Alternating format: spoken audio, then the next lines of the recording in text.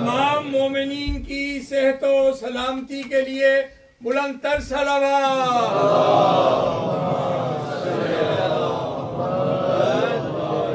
बीमारों की शफा याबी के लिए बुलंद तर सलावत।